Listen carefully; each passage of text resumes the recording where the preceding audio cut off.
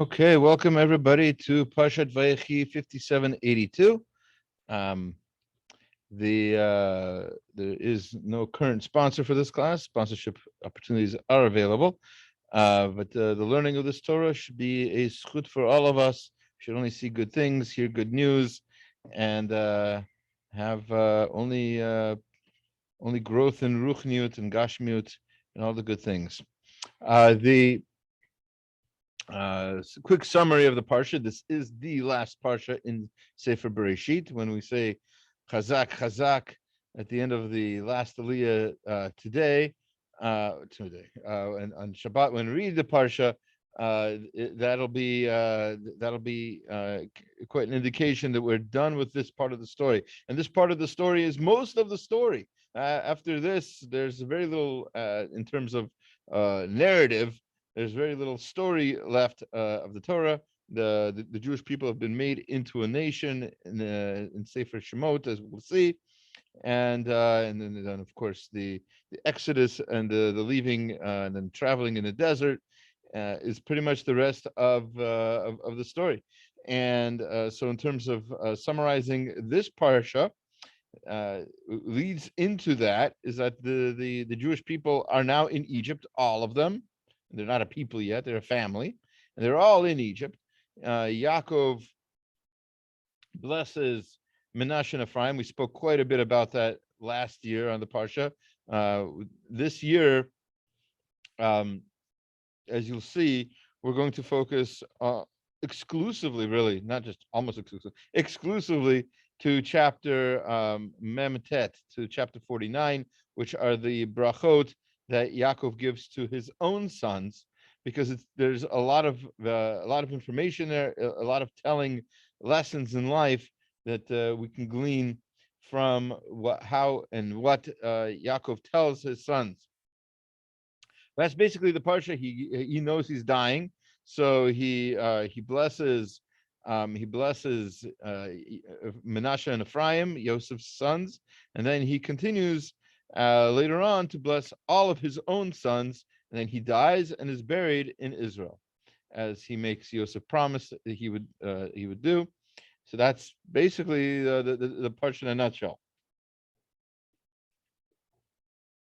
Let's go straight into the source sheet I'd sent out recently.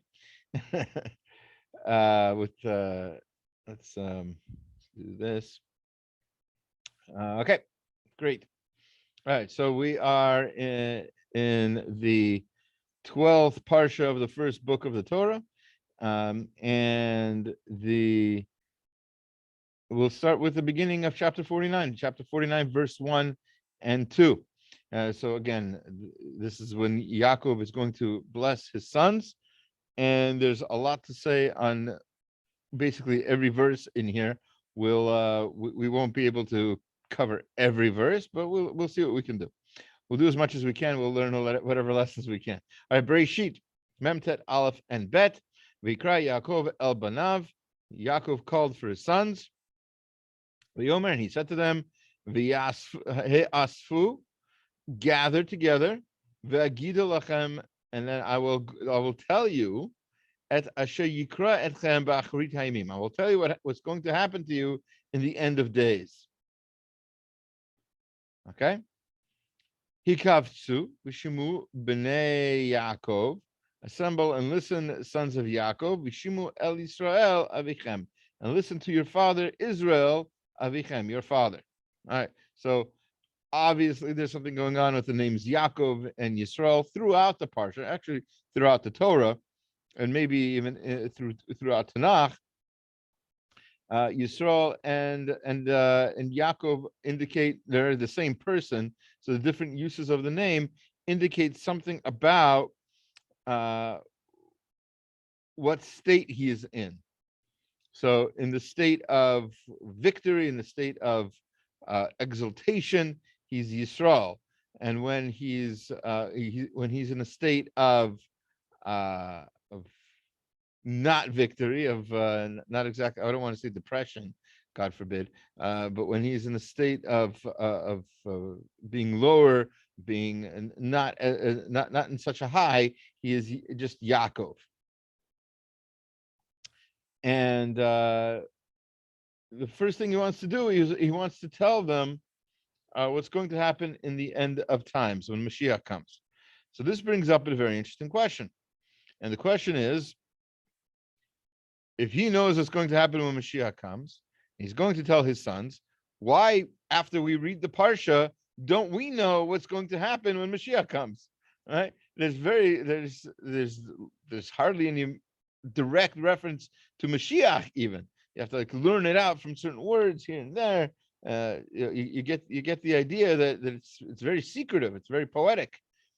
And as is very typical of the Torah when it's poetic, there's a lot of lessons to be learned, and it's not supposed to be read just as a regular like newspaper text. So therefore, there's quite a bit to say about this. So one of the things that is very very important is understanding why we don't know after reading this parsha. You could read it as many times as you want. It seems like we still don't know when Mashiach is going to come, right? We're unsure. So why not? So most of the rabbis tell us that he was going to tell them that what was going to happen when the Mashiach was going to come, and then the Ruach HaKodesh, the Shekhinah, left him, and he was unable to. So this brings up a load of questions, like why are we keeping this a secret? You know, we've spoken about this in other contexts. There's certain things that shouldn't be secretive. You know, just say it as it is. Yeah, there's some things that deserves a certain degree of privacy, of decorum, of dignity, but that doesn't mean you can't talk about them at all. We don't have secrets. Why can we not know when Mashiach is going to come? So perhaps we'll have an indication of an answer for this from today's daf. The daf yomi today, Megillah 3a, there's a discussion about the translation of the Torah. So as many of us know, the Torah was translated in Targum into Aramaic by somebody by the name of Onkelos Hager. Onkelos, the convert. What many of us may or may not know is that other parts of the Torah, including just the 5 books of Moses, but other things as well, were translated by somebody by the name of Yonatan ben Uziel, what we call the Targum Yonatan, perhaps. Maybe I'll explain later why perhaps. So there's a discussion about that in the Gemara, and it says that Targum Shel Torah Onkelos Hager Amru Mipi Rabbi Eliezer ben Rabbi Yeshua. So he translated the Torah into Targum based on what he learned from Rabbi Eliezer and Rabbi Yeshua. So he basically, as we know, translation includes commentary. You can't have a translation without having some sort of input into it. That's why there's so many translations of this text.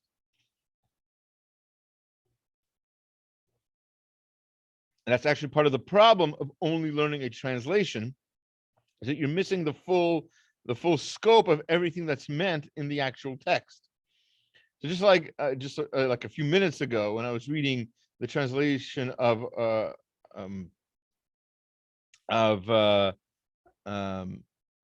was going to say Ba'acharit Hayamim, that he's going to tell them what's going to happen in the end of days. Ba'acharit Hayamim can be translated as end of days, or as how did Safaria translate it? Let's see, just a moment. They translated it as days to come. So maybe not the end of days, maybe not Mashiach, maybe something else, maybe in just a future time that's maybe nearby. So perhaps that's how maybe there are commentaries that talk about how that's what it means. So there are, and both are true. So maybe he's giving them hints and ideas about things that are about to happen soon and what's going to happen when Mashiach comes. But anyway, either way, he doesn't do that. according to most opinions. We'll see a different opinion later on. But back to this. So the Targum Shel Nevi'im, but the translation of Nevi'im was not done by Unclus. It was done Yonatan ben Uziel, Amr Pi, Chagai, Zachariah, Malachi. From what he learned, based on the tradition that was brought down from Chagi, Zachariah, and Malachi, the Daniel's friends from the Sefer Daniel, who jumped into a fiery furnace. Unizdazo Eretz Yisrael Abameos Parsa al Abameos Parsa. So the land of Israel shook. Nizdazo was an earthquake, huge earthquake when he did this. Yatzata Bat Kol came out. Amran, it said, Mi huzeh shegila stare b'livnei Adam. Who is it who got up to give over the secrets, my secrets, to human beings? As Hashem is saying, how dare you translate the Nevi'im into Targum? You're going to give away my secrets. Amar Yonatan ben Uziel al Raglav. This Yonatan ben Uziel got up on his feet and said, Amar, and he said, Anihu, I'm the one, Shigiliti Adam, who gave away your secrets to people. And you should know, it's obvious, it should be obvious to you that I didn't do it for my own honor, not in the honor of my family, my father's home. I did it for your honor. So there shouldn't be too many arguments amongst the Jewish people, right? If we didn't have a translation of Nevi'im, there will be a lot of things we don't understand, and that would lead to a lot of arguments. Already there's arguments. Some of them are long-standing, Rashi, Ramban, etc. But there would be a lot more of them if there was no translation, right? And not only that, but he also wanted to translate Ketuvim. These are the other writings, Tehillim, Megillat Esther, Megillat Ruth, Divrei Hayamim, etc. Those are all other writings, Mishlei, Proverbs, Song of Songs. So he wanted to translate that as well. Yatztabatko v'amrlo dayecha, you've done enough. My Tama, what's the reason? Mishum de'it be kates Mashiach. Because if he would translate Ketuvim, then people would know when the end times would be, when Mashiach would come. What? That's a problem? Isn't that great? We have a book that tells us when Mashiach is going to come, so great. What's the problem with knowing when that's going to happen? That's exactly the same question we can ask over here. And in particular, the commentators, especially Rashi, Rashi tells us specifically that that really the problem is that in the book of Daniel, if you translate that and really understand the book of Daniel, it's very indicative there of when exactly Mashiach is going to come, and so that's the end. So the question becomes, it's just basically strengthening the question: what's wrong with knowing when Mashiach is going to come? Why all the secrecy? Tell me when Mashiach is coming, it would be great. We wouldn't have to argue about it, wouldn't have to have false messiahs. All kinds of problems would be avoided if we knew when Mashiach was coming. So what's the problem? So the commentaries explain, especially on the Gemara, that if we knew a Mashiach was going to come, that's the day when we turn around, Like if we knew that January, let's say we're in December now, right? December 17th. If we knew Mashiach was coming December 17th, okay, that's Erev Shabbos, wouldn't happen, but whatever, this is theoretical. So all of us would do Teshuvah on December 16th, right? We'd be good little boys and girls, we'd listen to our parents and do all the mitzvot. We'd come to shul early. We'd have a chavruta. We would make sure we're eating kosher, etc. We would do everything perfectly, at least for a day, right? Just like people brush their teeth before they go to the dentist, right? Or floss if they haven't flossed in a while. All right. So the same thing. We'd be on our best behavior that day. That's not what Hashem wants. Hashem wants us to be on our best behavior all the time. If we knew exactly the day Mashiach was coming, we wouldn't always be on our best behavior. We'd say, especially people who know that they're not going to live to see Mashiach coming, right? If they know Mashiach is coming 200 years from now, 300 years from now, so I can do whatever I want. I'm not going to see Mashiach either way. That could be how people think. So that's the problem, and that's why the secret of when Mashiach is coming is kept a secret. Even though, like I said, it can be very well learned out from reading certain passages from the book of Daniel. More than that, according to the Khatam Sofer, the Shekhinah did not leave Yaakov. He said, I'm going to tell you what's going to happen, B'acharit hayamim, and by golly, he does. He does exactly that. Where do you see that? So, so he says. So this is all in Rashi script here. So I apologize. So he says, I'm going to tell you what's going to happen. B'acharit hayamim. Then the very next verse, he has words that are very poetically written, and those words are going to show us exactly when Mashiach is going to come.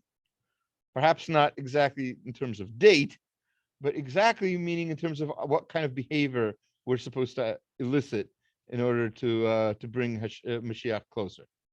Okay. So he says, first of all, he says, what's the verse? Let's go back a moment.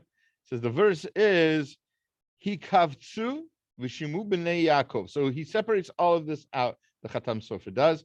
He says Hikavtsu, which means assemble, means gather together. The first thing you need to know about Mashiach coming is that the Jewish people need to get together. I'll say that again. The very first thing that needs to happen for Mashiach to come is that the Jewish people need to get together. We need to unite. We need to have achdut. We need to have unity, and it can't be, this group and there's that group and then them and I don't know. That's the shul I don't go to. There can't be any of that.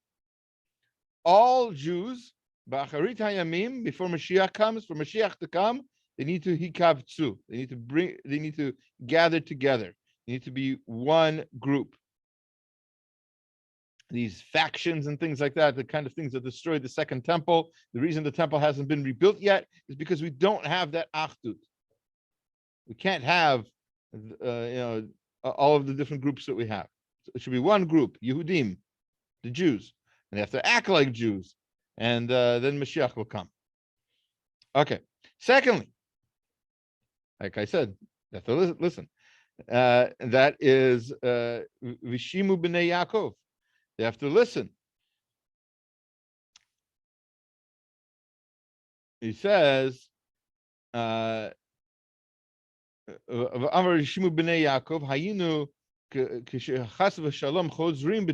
need to go back to Teshuvah. They need to return. Even if we have a terrible king as evil as Haman, who's forcing us basically to do teshuvah, even that is going to be listened to. Even that teshuvah, even that cry of, okay, I'll listen to the mitzvot because I'm so afraid of being killed by this nation or whatever else. Even in such a case, even then Hashem listens to our teshuvah, to our prayers, to our vidui and our confessions. That's what's going to bring Mashiach, teshuvah. And obviously, we don't hope for terrible pogroms or whatever else, or rising spikes in anti-Semitism, as you might have heard of in the news or whatever. That's not what we hope for. We want to do teshuvah in a nice way. Hashem wants to treat us gently and kindly with love, and he wants us to come back to him like that. But if we don't listen to that, then we're sort of tying his hands, kaviyachal, if that were possible, and so he has to make us do teshuvah somehow, and it's going to be possibly through evil decrees of evil kingdoms. Now we don't want that, so we should do teshuvah before that. Otherwise, even the teshuvah we do then which is sort of coerced, even that's going to be accepted.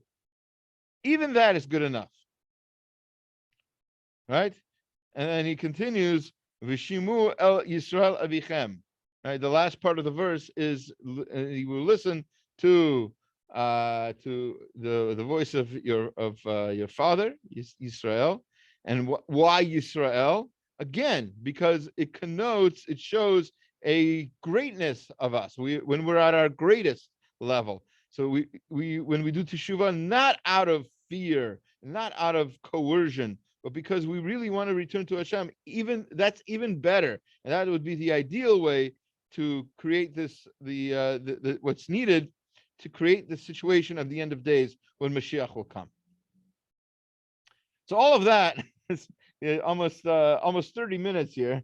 All of that on this one idea of, does Yaakov tell the Jewish people when Mashiach is going to come? And we discussed, first of all, most commentaries say he does not, because it would be too much of a secret to give away, because then we would behave however we want until Mashiach comes. And then comes the Khatam Sofer and says, no, he does tell us what's going to happen, but it's the situation, how it's going to happen, the Mashiach will come, is what he reveals to us. And that secret he does give us, and we have the opportunity now to do teshuvah and to be the best that we can be. All right, so what I'm going to do now, we're going to learn a very beautiful piece from Rav Avigdor Nebenzahl. Rav Avigdor Nebenzahl is the Rosh Yeshiva of Yeshivat HaKotel, and great Talmid Chacham. One of my friends who went to that yeshiva swears, not swears, but is very sure that Rav Nebenzahl, he's a Kohen, would be the Kohen Gadol when Mashiach comes. He's a great person, great thinker. His sichot on the parshiot are beautiful, very poetic. We're not going to get to. They're very long, also. We're not going to get through all of it, but we'll skip around to certain parts, God willing, to get the main idea, at least the gist of it. Can I ask a quick question, Rabbi? Absolutely. First of all, thank you so much. I'm wondering, does Rashi explain why he says "V'shim'u bnei Yaakov v'shim'u b'kol avichem Israel"? Obviously, we know that Yaakov got the second name, but does Rashi explain why it is that he's using both in the same sentence, in the same verse? I'm not sure if Rashi does.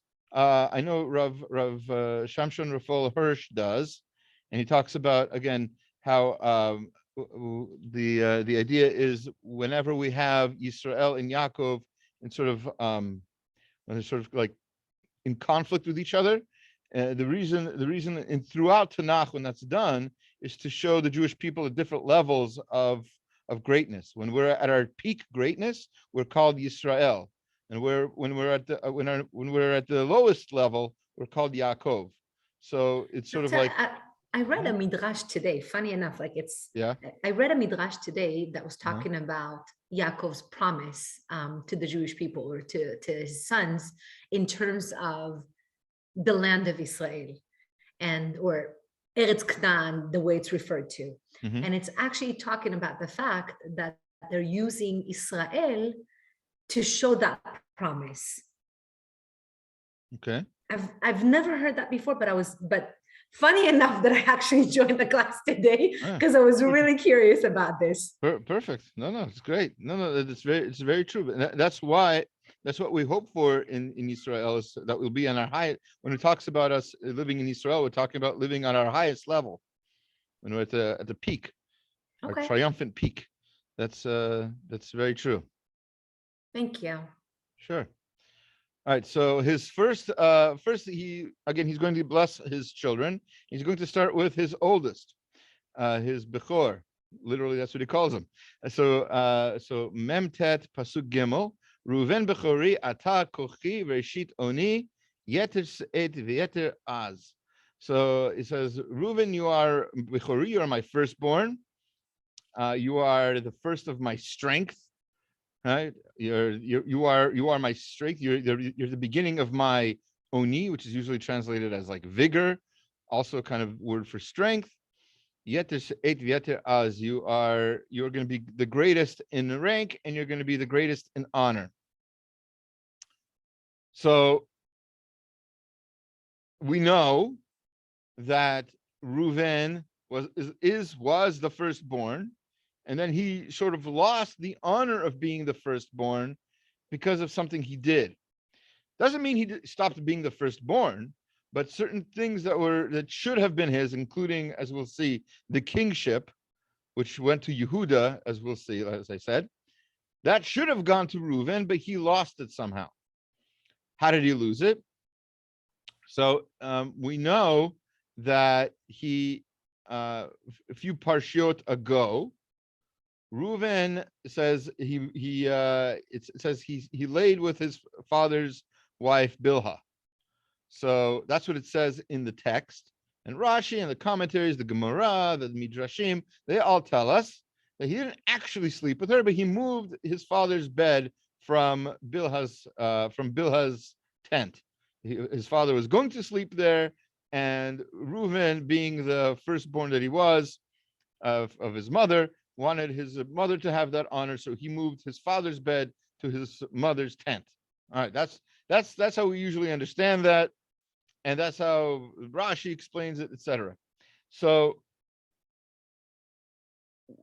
as bad as it was, nowhere in the text until now, really, do we have any commentary of Yaakov about Reuven's behavior.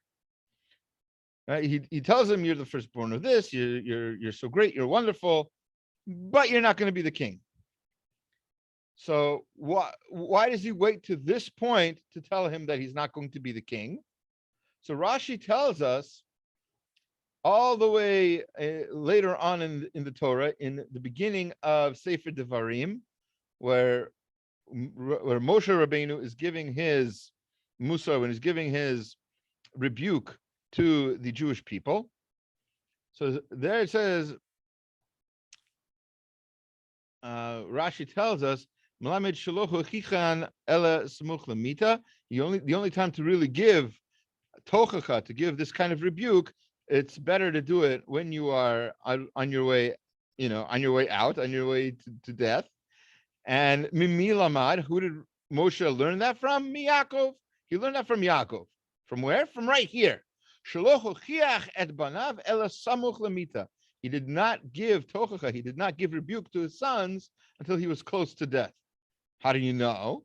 Because it says, as we just read, Amar Reuven bini ani omer lecha mipnei ma lo chochachti ticha kol hashanim halalu. So he said, why this? But he gets this from. So he says, Reuven, my son, I'll tell you why I didn't give you any kind of tochacha and for all of these years. Or this has been many, many years since that happened. It's been 17 years since Yaakov was living in Mitzrayim. How many years before that was there this whole drama? Who knows? 20 years earlier, for all we know. It could have been a long 40 years ago, and he didn't say a word, not a peep until now. Right? So why? I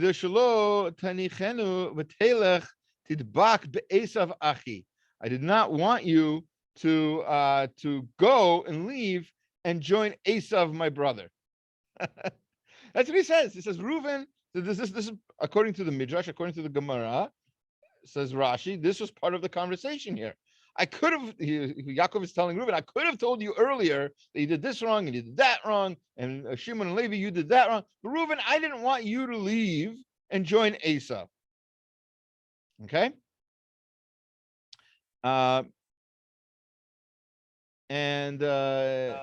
Wait, wouldn't he, I don't know, now he's on his deathbed, could Reuven go to his brother now?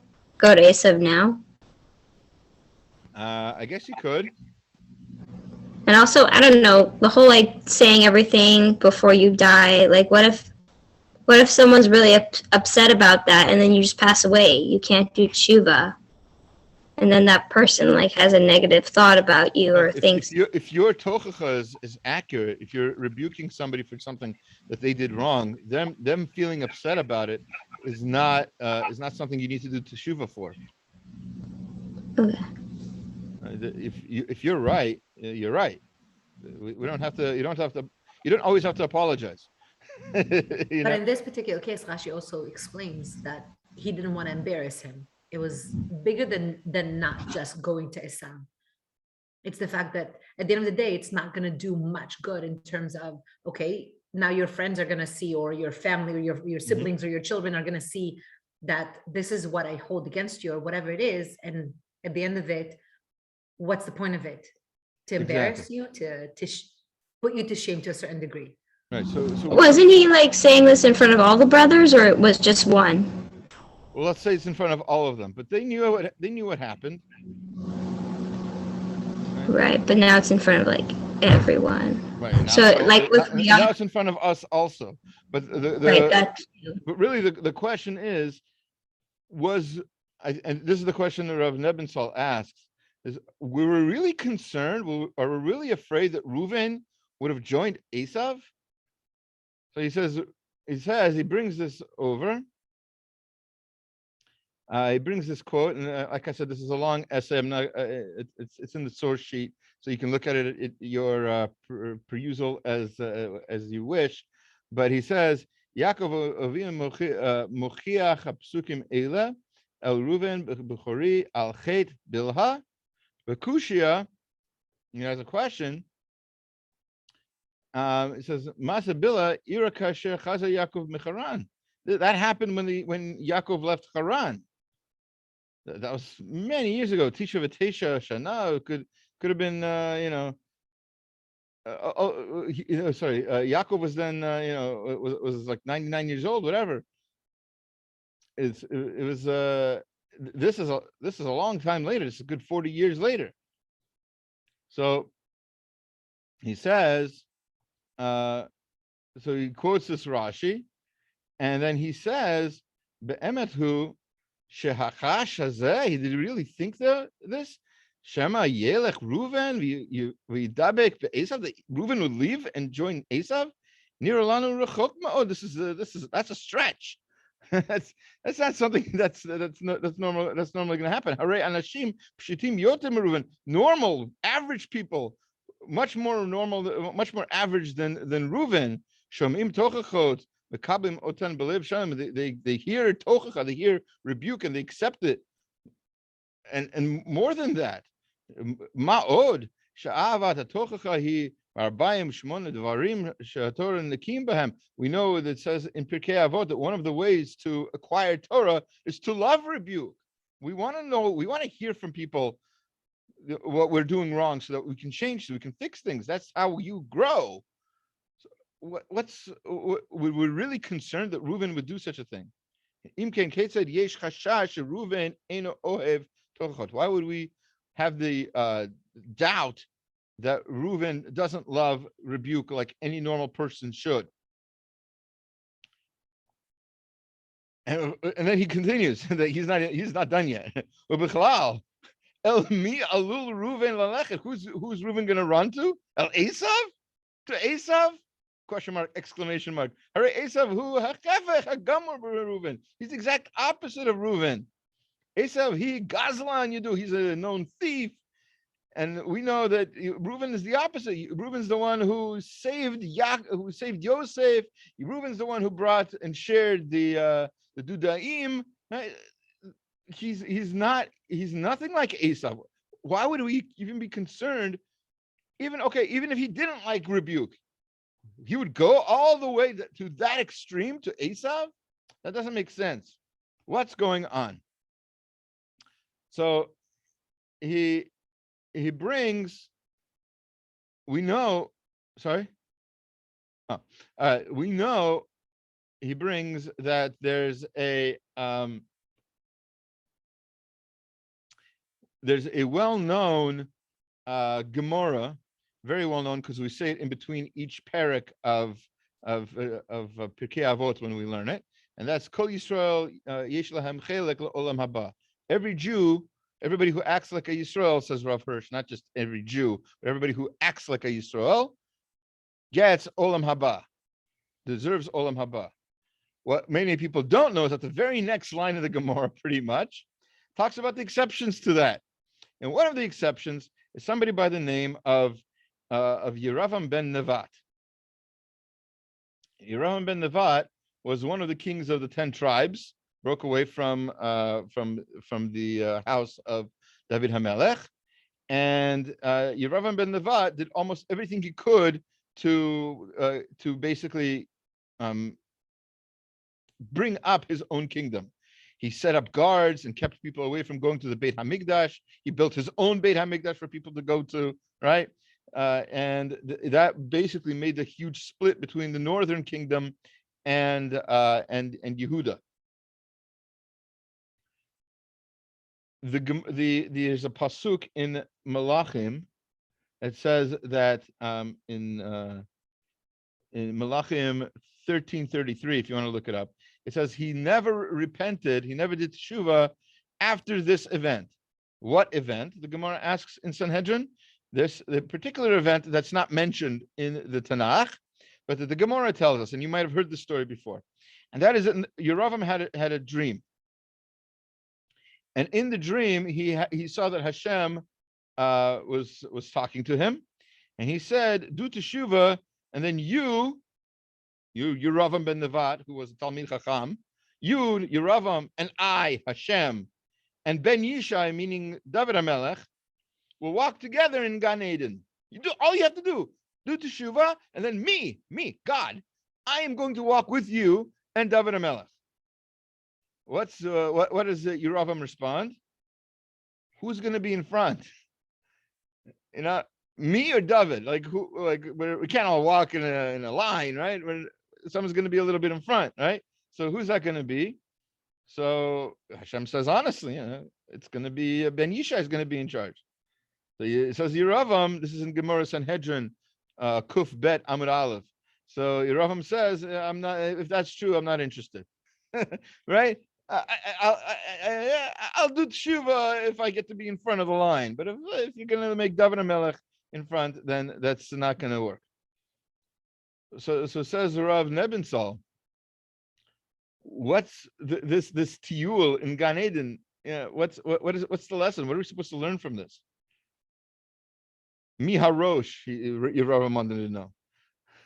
So he says the answer is very simple. Kavod, honor, is something that's very, very hard to break, and if we touch somebody's honor, we can totally lose the person. It's a very, very sensitive. It's a bone that breaks easily, right? We have what we think about ourselves, our self-esteem, and it's very important for people to keep their self-esteem. So when we speak to people, right? When we speak to people, we have to always be very sensitive to their kavod. Now, that doesn't mean that we have to think about the person, think what kind of honor they deserve, and talk to them on that level. We have to talk to people on the level that they think they deserve. And it's not easy, right? Because not everybody is where they think they are. But if you want to keep people within the fold, you want to keep people Jewish, you have to be very, very careful how you speak to them, right? You have to make sure that you're honoring their self-respect, in their own pride, because if you shatter it, you will lose them. They will not be interested in what you have to say. That your entire message, no matter what else you have to say, no matter how true everything else is, if you talk to them, and this is we talked about this just a few nights ago, for those of you who were at the parenting class, the Jewish Life Cycles class Monday night. We talked about this. One of the pieces of advice that we learned about was that you have to make your home a kind of place where people feel comfortable, people feel loved. You have to make sure that they don't get into the place where their own honor is going to be disgraced, because you can lose them permanently. It doesn't have to be rational, says Rav Nebensal. It doesn't have to be rational. It doesn't have to be accurate. It doesn't have to be a true assessment of what honor they deserve. That's not what we're talking about. The lesson here is that if you're a Yaakov and you're talking to a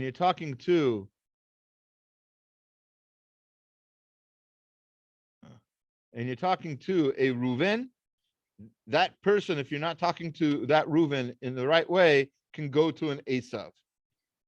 Even a Reuven, because a Reuven, especially who deserves quite a bit of respect, that kind of person will definitely turn on you if you don't give them the respect that they deserve. The same, by the way, is true for us, obviously.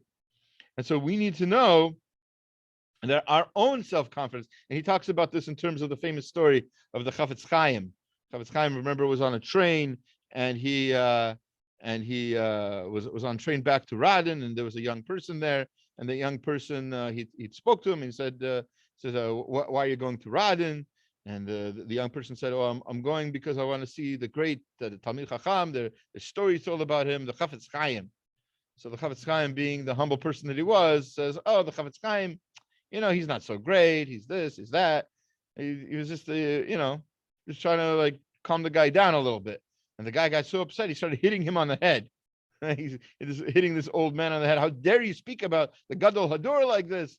The tzaddik, the Chafetz Chaim. How dare you speak to him about him like this? So only later on did he see that it was the Chafetz Chaim himself who he was speaking to and beating up, and he was very embarrassed. But until that point, the Chafetz Chaim learned from that lesson, from that story, the lesson that he wrote into his own book, by the way, that you cannot even speak lashon hara about yourself. You have to have a certain self-respect about yourself, and you need to know where that is, so that you don't do things that are beneath you or that you feel are beneath you. There's a lot spoken about in the Talmud about doing mitzvot that you always have to make sure that you maintain your self-esteem. There's nothing wrong with kavod. I take that back. I said that wrong. Kavod is important, but it is one of the things that the Mishnah in Pirkei Avot tells us. Bekina, kavod, uvetaiva. Those three yetzer haras of lust and honor and jealousy. Those are the things that bring a person out of this world. So we don't want that kind of kavod. We don't want to chase after honor. But we need to know we have to have a certain self-respect. We need to have, for example, we need to have a Jewish pride. We need to be very happy that we're Jewish. We need to not just just hide it or something. We need to be very confident about it, very comfortable telling other people. Somebody asked me today. Somebody asked me today, what are you doing for the holidays? So I didn't want to be a jerk and say the holidays are over, which is true.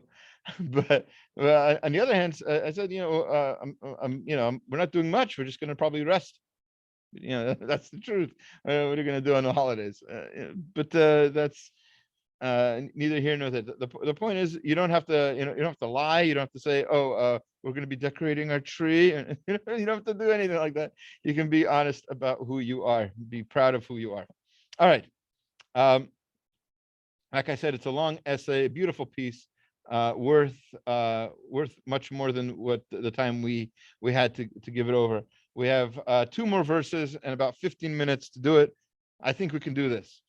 All right. The next verse is a question on Rashi, which I'm surprised more people don't ask.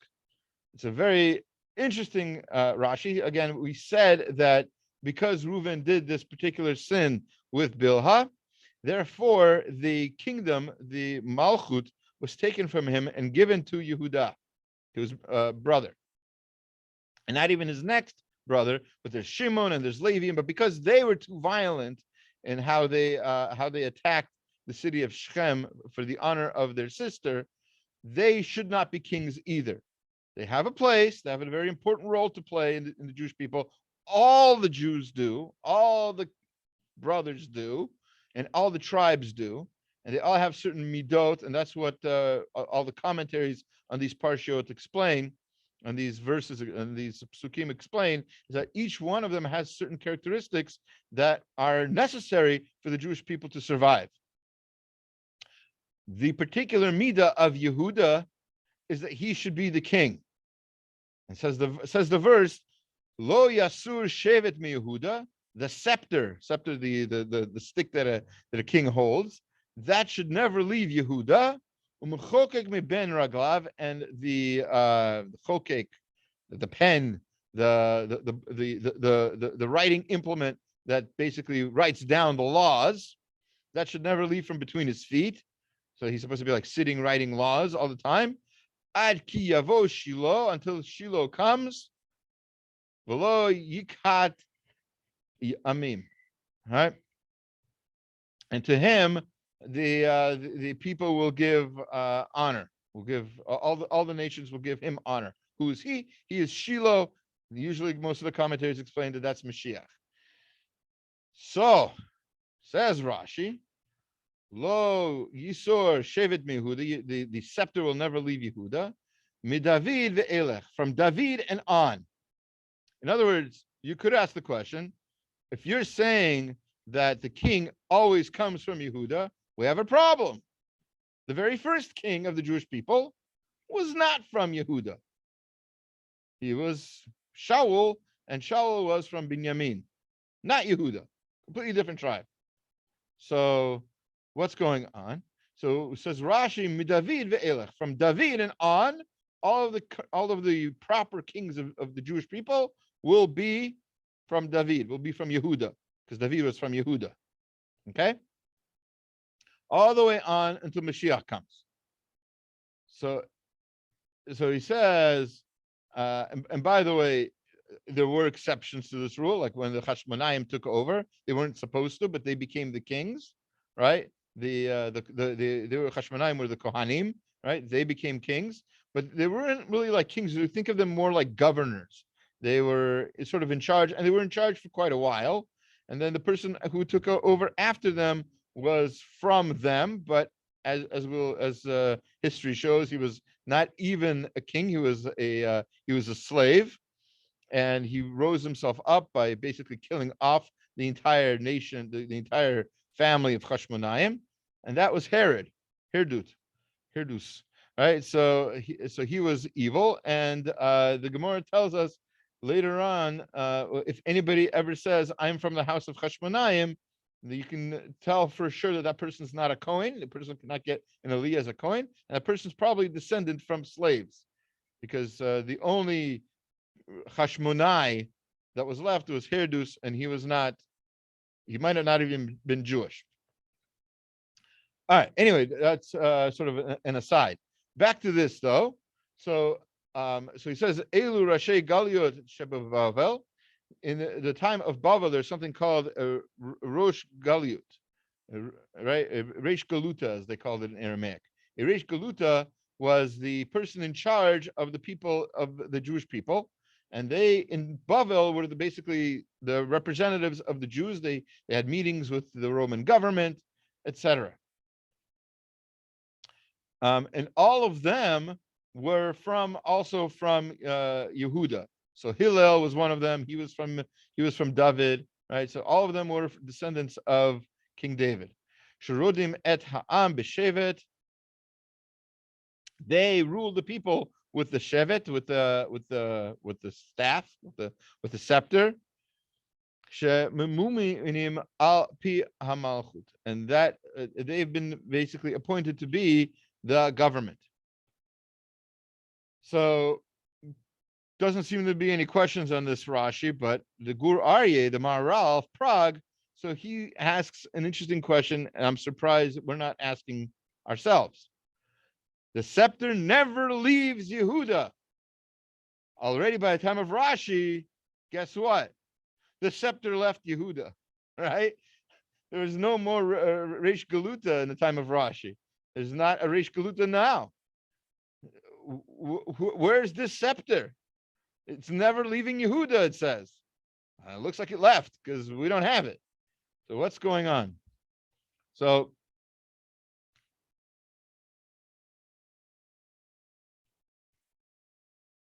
if Rashi is telling us that all the way through Jewish history, the ruler of the Jewish people is going to be from David, that makes a very, very difficult question.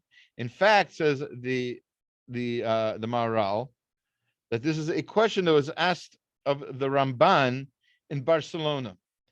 So some of you may or may not know that back in 1273, there's a famous disputation between the Ramban and Pablo Cristiani.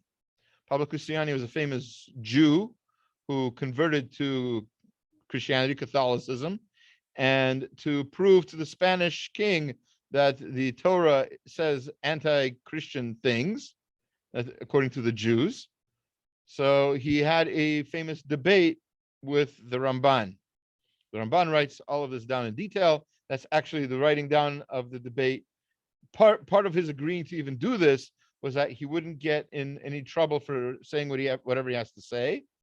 And it happens to be that the king of the time was actually quite seems to have been quite fair, and allowed the Ramban to say whatever he needed to say, and actually in the end said that the Ramban won the debate. However, the Ramban made one major mistake, and that's he wrote this down. There's a plus and a minus to that. The plus is now we have it. We have the entire debate, the back and forth. The minus, the negative here, is that this caused him to be kicked out of Spain. He had to leave. The Jews are not allowed to write anti-Christian literature at that time, and that's what the disputation was. And so he had to leave, and that's when he settled in Eretz Israel. But back to this. So he was asked, Pablo Cristiani asked them, Yimach Shemo, he asked them, the princes don't rule the land of Israel anymore. There's no more Reish Galuta, Ramban. I guess the scepter left, right? Ad ki yavo Shiloh. It looks like it's already gone. There's no Malchut anymore. So what's going on? So you have to, says the Ramban, says the Maharal, you have to read the text much more carefully. It does not say that the scepter will not pass from Israel.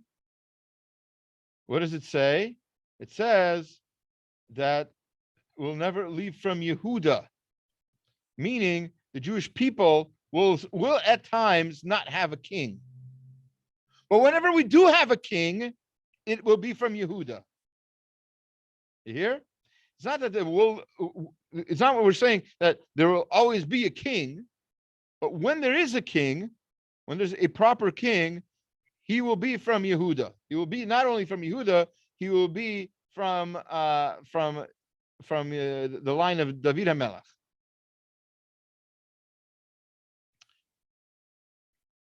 And what that means is that when Mashiach comes, God willing soon, he's going to be the one who's going to hold the Shevet. He is going to be the king of, according to the Rambam, we talked about this before, but it's worth repeating. With the days of Mashiach aren't some magical, mysterious, spiritual days when we're all floating on clouds playing harps or something. Originally, when Mashiach comes, it's going to be a normal, natural progression. Mashiach is going to be a political leader. He's going to be the king, and all the Jews will gather in Israel because of his inspiration, because of the inspiration that he'll cause, and all of the Jewish people will gather in Israel and not have to worry about work and not have to worry about bad influences, and we'll be able to learn Torah undisturbed. That's the Rambam's idea of what's going to happen when Mashiach comes.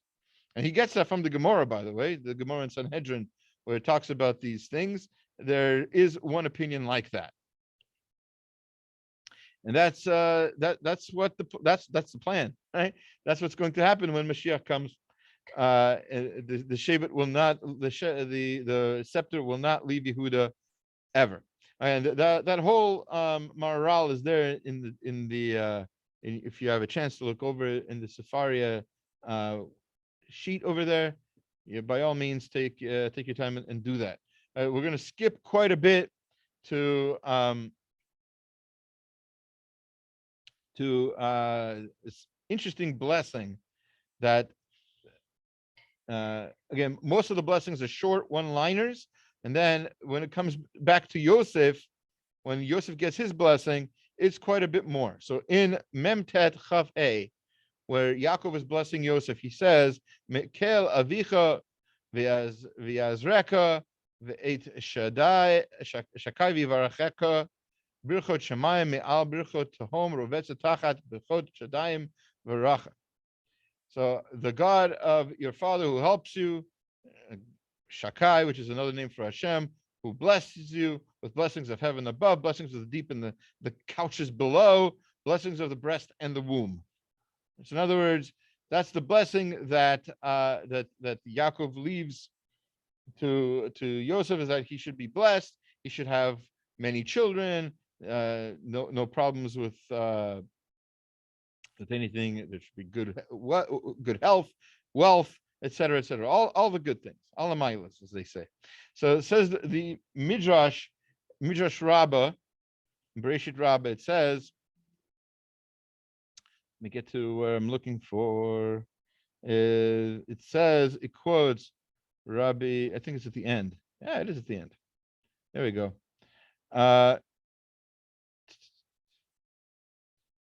It says, and by the way, that this particular Midrash 98 is where it talks in quite some detail to about what these blessings all mean. It says Amar, that's not the right Abba. So it says here, sorry.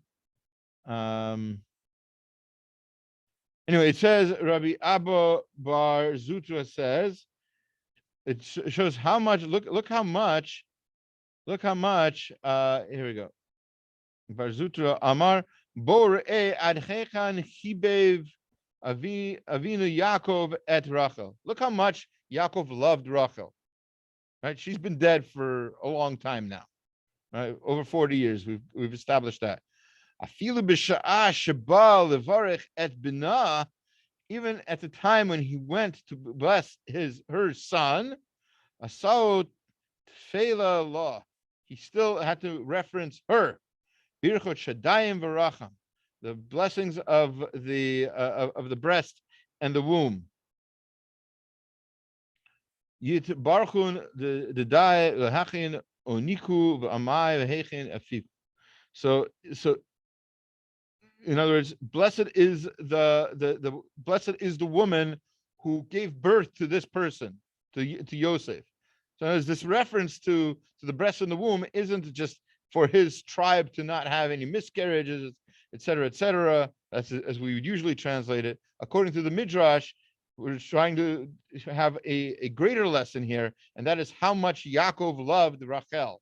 He loved her so much that he referenced her in blessing him. So look at Yosef. When you look at Yosef, think about this wonderful woman who raised him, who nursed him, who gave birth to him, right? Etc. So it says Rav Moshe Sternbach in Tam V'dat. He quotes the Midrash. He says, "Mavor sheYaakov tala kedushato shel Yosef." So, what?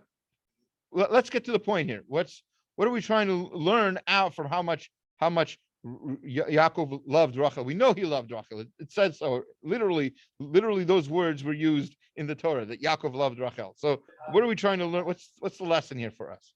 Mavor sheYaakov tala kedushato shel Yosef be'imo Rachel.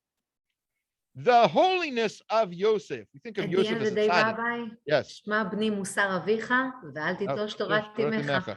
Ken. Baruch Hashem. He's going to say that. Absolutely. Exactly that. Right? So the kedusha of Yosef is attached to his tala, is attached to be'imo Rachel. Shahanahaga ha-kedushatah gam she'ita b'overet v'gam she'nika oto. That holiness that she had was transferred over into him by her upbringing of him. Exactly like what Liat just said. The Torah Timecha is what brings up a ben, a proper Jewish son, is from the kedusha of the woman. And we've said this again in other contexts, but it's important. What we're trying to say here, and he quotes here also a Tosfot in Chagiga. He says, the Tosfot quotes a Yerushalmi, which says that basically Elisha ben Avuya, and we've said this before, Elisha ben Avuya, who became Acher, who became this Epicurus, basically, a heretic. So he became one because his mother once smelled the sacrifices from a Beit Avodah Zarah.